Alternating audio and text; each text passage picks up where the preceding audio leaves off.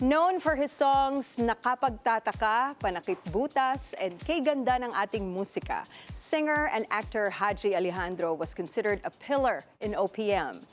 Hajji had a magnetic stage presence that won hearts in the 70s and 80s, which ultimately earned him the title Kilabot ng mga Kolehiyala.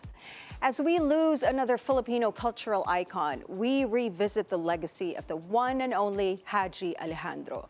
Joining us via Zoom is Hajji's former bandmate, singer and actress, Pat Castillo. It's a beautiful day, Miss Pat. Second time around for you on the show. Welcome back. Thank you for inviting me, and it's really a beautiful day. And let me greet Paolo. You are Anne, right? Yes, Anne and Monique. There you go. Thank you for having me this morning. Of course. Although it's about the departure of Hajji, huh? But, yes. Why not remember him? Exactly. We want to go back to how everything started with Hajji. You know, when he started singing, when his career started, his voice became like an anthem for an entire generation. People were singing his songs. Women were really going to his gigs, wanting to see him live. And he was discovered, I know, by Basil Valdez, right? And that's right. Yes, and he started with the circus band, and that's where you had your memories and experiences with Hajji Alejandro. How did everything start for him? Well, there were other singers and band members before Hajji, but Ating Jacinto, who was our musical director and manager at that time, was whittling down, making sure that it becomes a tight group. And Hajji came along because his voice category was considered tenor at that time. And Basil was the baritone at that time. And it just so happened that Hajji was so cute. so That's cute. So true though, yeah. Ay, nako, sinabi mo pa. And when he speaks with you, outside of the fact that he's very well-behaved, his eyes they just smile. Yeah. It's a natural thing, and it shines. And so you can imagine when he is singing, it's as if all of the girls were being sung to only by him. So that's his charisma on stage. Like, it felt personal yung mga performances niya. And of course, we're here to celebrate him. And I kind of want to get your reaction po of when he started to be called Kilabot ng mga Kolehiyala. When that title started to be attached to him. Ano yung reaction mo? What was his reaction when he started to be calling that? And of course, nagulat ka ba that siya yung naging kilabot ng grupo? Well, we could see it already during our road tours. We did a road tour of all the colleges around Manila, and I think even as far as Cebu. Yeah. It's really the women will just go to him after our concert and get his autograph and stuff like that. However, I think the Kilabot, how do you call that? Kilabot Title. Ng mga Kolehiyala. Came about after we had split up as a group, and I think he had started to do solo gigs. And it was also because he was doing a lot of translated English hit songs. And that was, apparently that was being produced, his first album was produced by Jim Paredes of Apple. Those songs were really like Tagaraw. It's really so beautiful the way he sings it. But then you have to consider during that time, the singers that influenced him was like the like of Ronnie Dyson. I think I'll tell her. It's that kind of a voice that's hot, but at the same time full, and there's bottom and there's height. He was really a very, very good singer. Very good singer. Miss Pat, since we're already taking a trip down memory lane and honoring Hajji's life, maybe what's your most memorable moment or gig that you've had with him?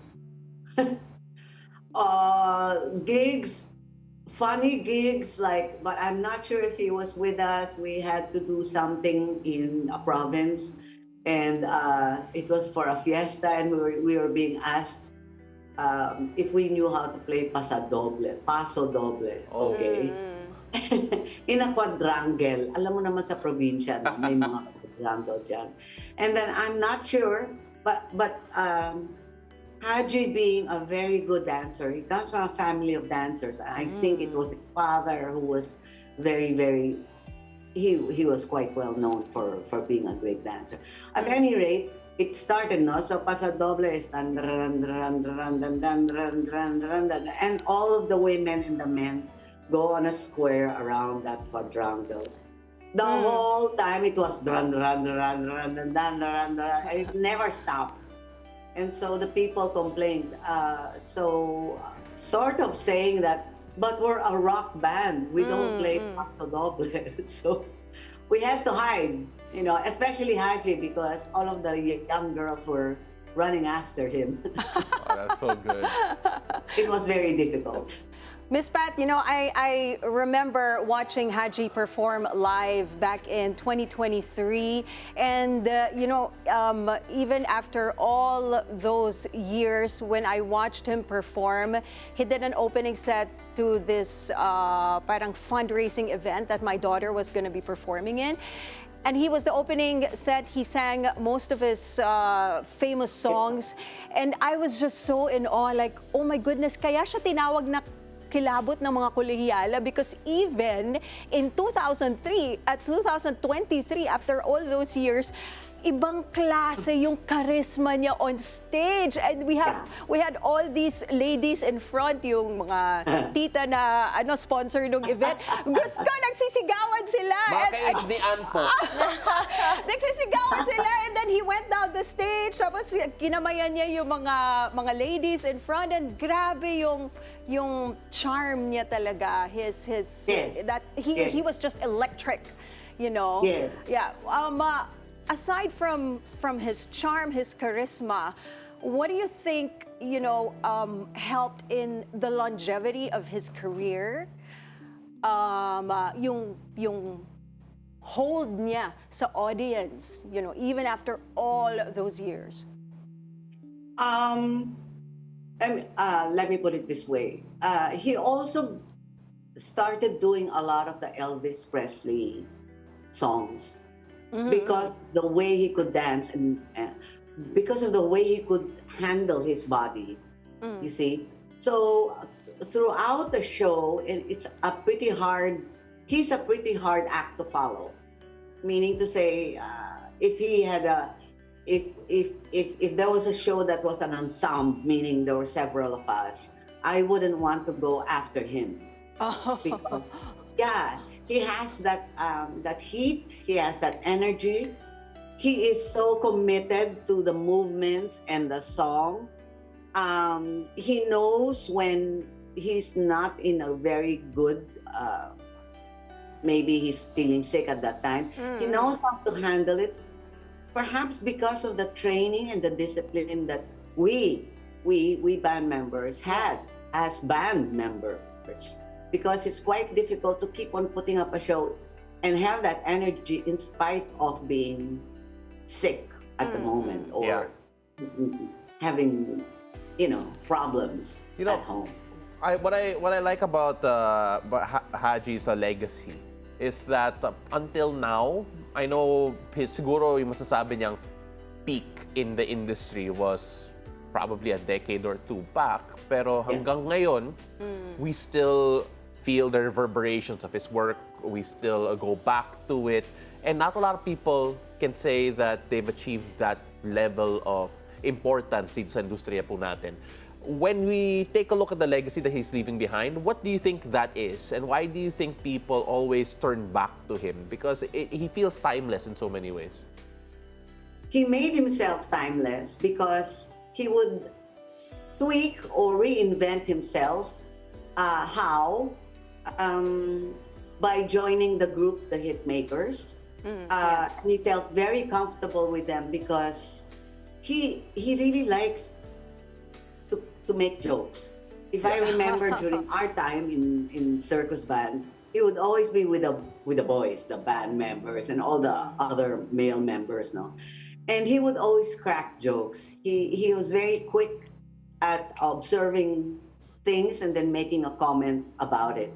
And so he was very comfortable when he joined the Hitmakers, which was originally just him and Rico. And between the two of them, they can just keep on throwing jokes. And that made him very, how do I call it?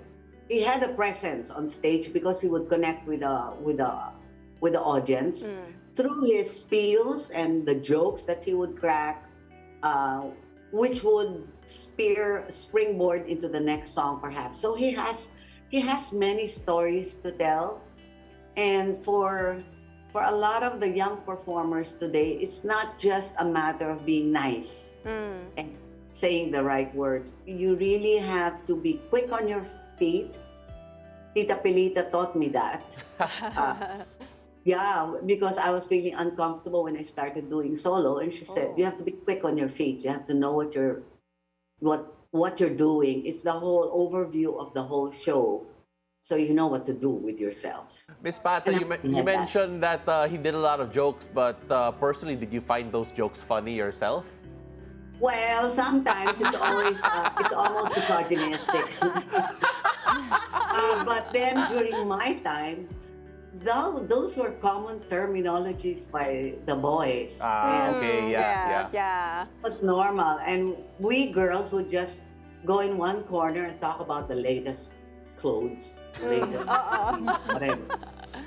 Miss Things like Pat, that. before we let you go, if you have one message to say to Hajji, what would it be? I miss him. I feel that he's not gone. It's just, we're just gonna see each other again when we have our next encounter. You know, I miss him. In fact, when Basil and Ate came to the wake, I suddenly cried because it was too close for comfort. For iilan na lang kami, diba? So I feel bad. Miss Pat, he is no longer with us, but Hajji Alejandro's legacy, his memories will live on forever because we will continue listening to his songs, singing his songs. For that. Yes. And thank you for your time today, singer and actress Miss Pat Castillo. Thank you, Miss Pat, for joining us. Goodbye. Thank you, Paolo, Anne, and Monique. Thank you so much, Thank you, Miss Pat.